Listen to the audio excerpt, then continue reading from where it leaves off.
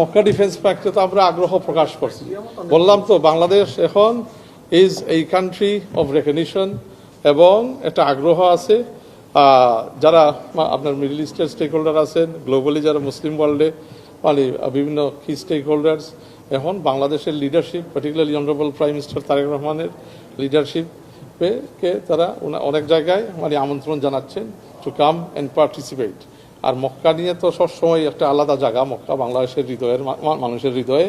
তো মানে ওখানে আমরা মিডল ইস্টে একটা মানে যদি হয় এমনও হয় যে ইসলামিক নেশনসদের মধ্যে একটা সিকিউরিটি প্যাক্ট হয়, তাহলে এখানে তো আর অস্বাভাবিক না যাওয়া। So let's see, it's being viewed positively. সৌদি আরব, তুরস্ক এবং পাকিস্তানের মধ্যে চলতি মাসে স্বাক্ষরিত একটি পারস্পরিক প্রতিরক্ষা চুক্তি মক্কা চুক্তিতে যোগ দেওয়ার বিষয়ে গত 24 অগাস্ট এই মন্তব্য করেন পররাষ্ট্র প্রতিমন্ত্রী হুমায়ুন কবির। আন্তর্জাতিক গণমাধ্যম রয়টার্সের এক প্রতিবেদনে বলা হয়, এই ধরনের পদক্ষেপ বাংলাদেশের বৈদেশিক সম্পর্ক, বিশেষ করে প্রতিবেশী ভারতের সঙ্গে সম্পর্ক আরও জটিল হয়ে উঠতে পারে। ন্যাটোর যৌথ প্রতিরক্ষা নীতির আদলে সৌদি আরব, তুরস্ক এবং পাকিস্তান চলতি মাসে সৌদি আরবের মক্কাতে এই ঐতিহাসিক চুক্তি সই করে।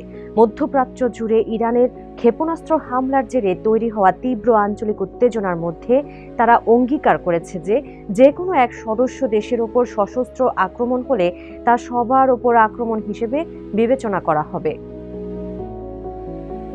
প্রতিবেদনে বলা হয়, কোনো সামরিক জোটে যোগ দেওয়া বাংলাদেশের দীর্ঘদিনের পররাষ্ট্রনীতির জন্য বড় পরীক্ষা হতে পারে। প্রতিদ্বন্দ্বী ভূ রাজনৈতিক শিবিরগুলোর মধ্যে ভারসাম্য বজায় রেখে বাংলাদেশ এতদিন বিনিয়োগ আকর্ষণ, রপ্তানি সম্প্রসারণ এবং পরস্পর বিরোধী শক্তিগুলোর সঙ্গে অর্থনৈতিক সম্পর্ক বজায় রাখার চেষ্টা করেছে। বিশ্লেষকদের মতে বাংলাদেশের এমন একটি নিরাপত্তা জোটে যোগ দেওয়াকে স্বাগত জানাবে না ভারত, যে জোটে দেশটির চিরপ্রতিদ্বন্দ্বী পাকিস্তান রয়েছে। তবে এ ধরনের সিদ্ধান্ত নেওয়ার ক্ষেত্রে বাংলাদেশকে এর বিস্তৃত অর্থনৈতিক ও কৌশলগত পরিণতিও বিবেচনায় নিতে হবে। তাদের মতে একবার সামরিক জোটে যোগ দিলে বাংলাদেশ আসলে কোন পক্ষে রয়েছে সেই প্রশ্ন এড়ানো তখন অত্যন্ত কঠিন হয়ে পড়বে। বাংলাদেশের অর্থনীতি অনেকাংশে তৈরি পোশাক রপ্তানির উপর নির্ভরশীল।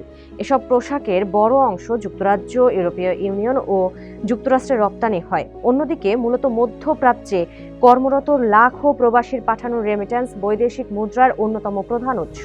বিশ্লেষকদের মতে কোনো আনুষ্ঠানিক সামরিক ব্লকের সদস্যপদ কেবল ভারতের সঙ্গেই নয়, বরং চীন, ইরান, জাপান, কুয়েত, ওমান, কাতার, রাশিয়া, সংযুক্ত আরব আমিরাত এবং মার্কিন যুক্তরাষ্ট্রের সঙ্গেও বাংলাদেশের সম্পর্ককে জটিল করে তুলতে পারে।